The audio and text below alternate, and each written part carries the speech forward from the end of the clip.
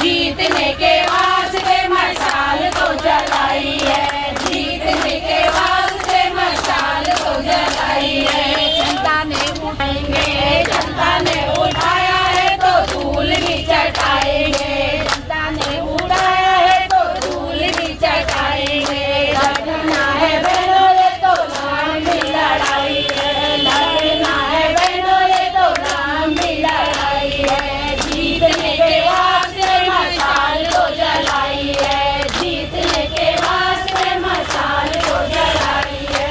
क्या हुआ जब कुर्सियों में सांसद जनों ने, क्या हुआ जब कुर्सियों में सांसद जनों ने, वक्त ही बताएगा इन्हें कि हमें कौन है, वक्त ही बताएगा इन्हें कि हमें कौन है।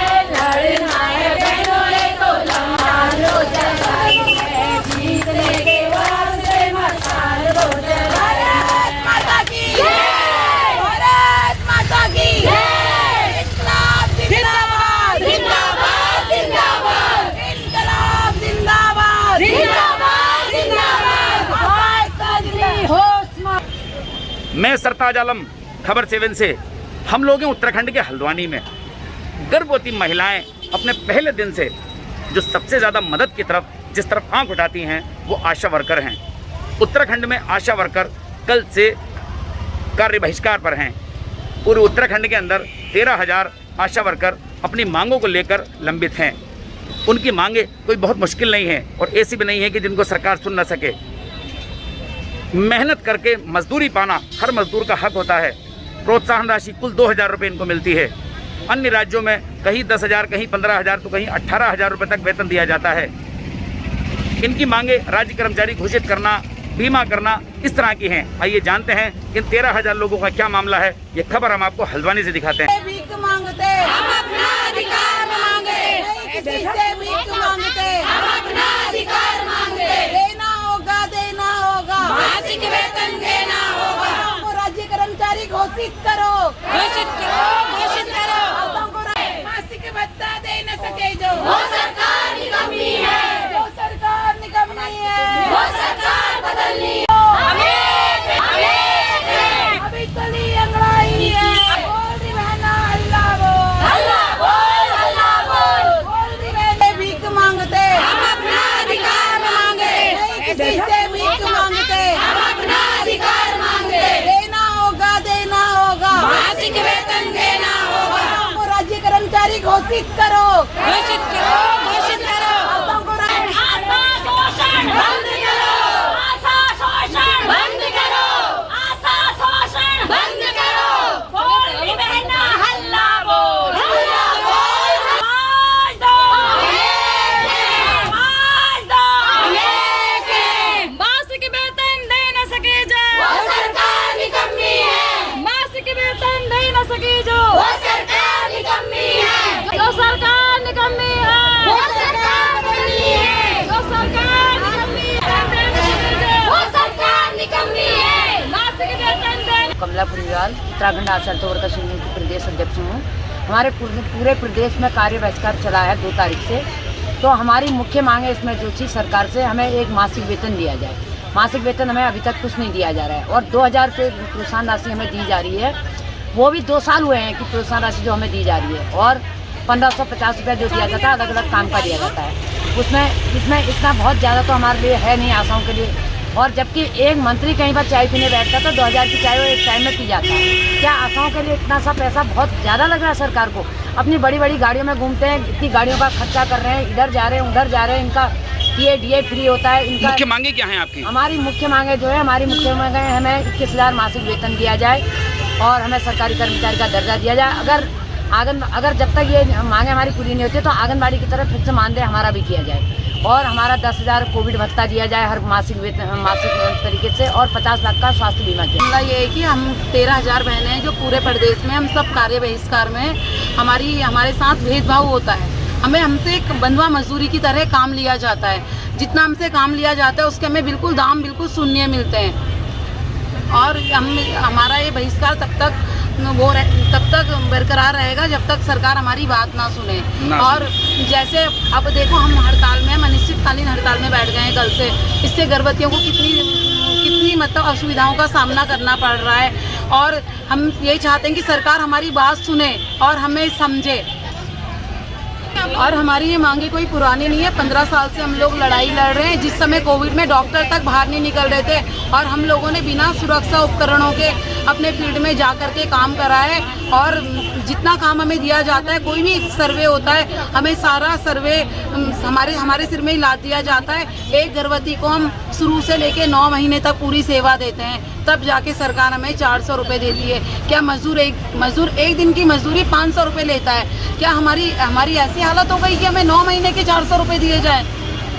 इसीलिए मैं चाहती हूँ कि सरकार हमारी बात में गौर करे, हमें 21,000 रुपये मासिक वेतन दे।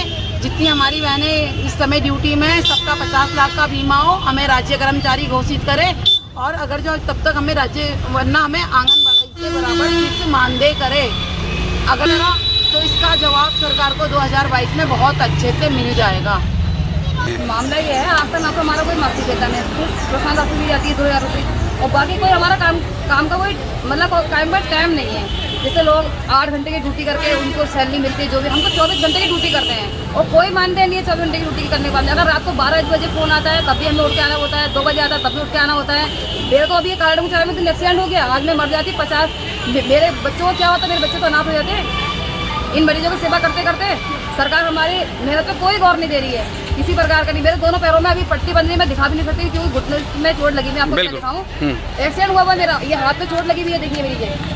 मैंने 11 बजे यहाँ जाने के बाद में मैंने फिर 2 बजे रात को फ़ोन कर दिया। फिर भी मैं क्या कहते हैं, हम जो है जिस समय जागे उसी समय से हमारी ड्यूटी चालू हो जाती है। और यहाँ पर हमारे स्टाफ 8 घंटे ड्यूटी करते हैं। अगर जिस समय आते भी तो उस समय अरे ये क्या टाइम हो रहा है, किस समय क्या है क्या नहीं है, उसमें हमें कितनी कठिनाइयों का सामना झेलना पड़ता है अपने स्टाफ से। उनको लगता है और मरीज दिन में 2 बार फ़ोन करे, 3 बार करे, हमें उनके सामने आना पड़ता है। मरीज सोचता हमें बहुत सैलरी मिल रही है पर हमें मान देना तो कुछ नहीं है। हमसे अच्छा तो एक दिहाड़ी मजदूर है बेचारा, वो कमा के कम से 1,500 रुपये 200-400 रुपये कम से परिवार सो तो जाता है ना। तो हम रात को सो सकते हैं बच्चों के साथ में, फैमिली के साथ में भी। हस्बैंड भी नाराज होते हैं, रात को उठ कर चल देते हैं, तुम कितना कमा रहे हो। परिवार वाली भी, उधर वाली भी, डिस्चार्ज भी कहते हैं और ये तो 24 घंटे ड्यूटी कर रहे हैं, इनको तो बहुत पैसा मिलता होगा। क्या बताएं सर अपना दर्द। और दिक्कतें तो ये है कि काम बहुत ज़्यादा है, काम बहुत ज़्यादा ले रहे हैं। उसका मतलब हमारा कोई ऐसा अच्छा वेतन नहीं है, कुछ नहीं है। तो हम चाह रहे हैं हमारा मासिक वेतन बने और हमें 21,000 रुपये हमारा मासिक वेतन बांध दिया जाए।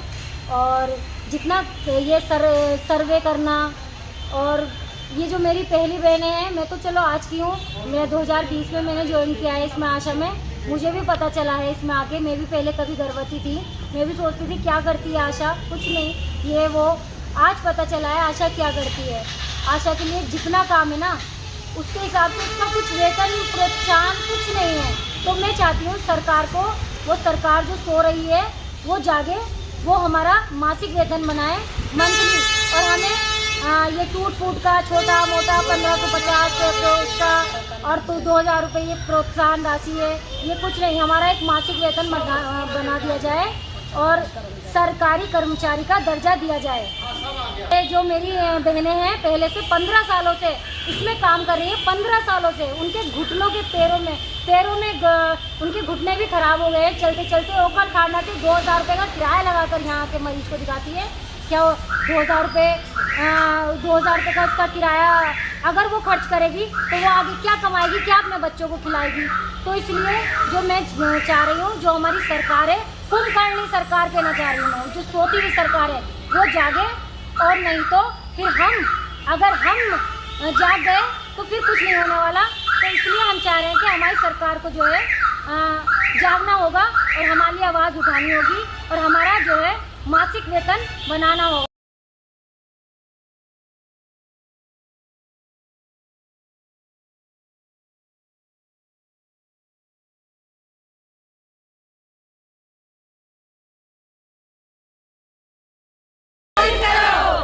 इस देश की नारी सड़कों पर, उस देश का आलम क्या होगा। इस देश की नारी सड़कों पर, उस देश का आलम क्या होगा। लड़ना है बहनों ये तो लंबी लड़ाई है, लड़ना है बहनों ये तो लंबी लड़ाई है। जीतने के वास्ते मशाल वो जलाई है, जीतने के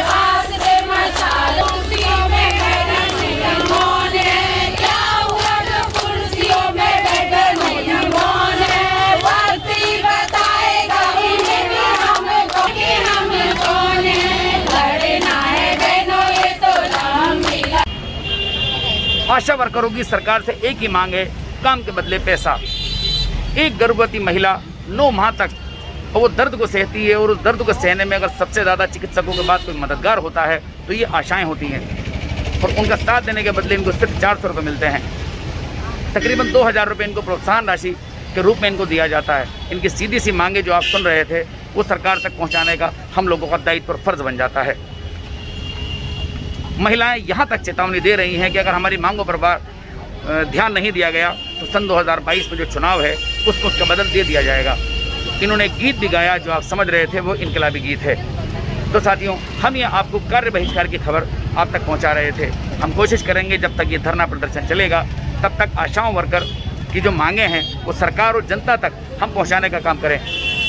तो साथियों, हम चलते हैं। ये हम आपको उत्तराखंड के हल्द्वानी से 13,000 आशा वर्कर जो कि हड़ताल पर चले गए हैं, कार्य बहिष्कार पर चले गए हैं, उनकी कवरेज आपको दिखा रहे थे। साथियों, मैं चलता हूँ।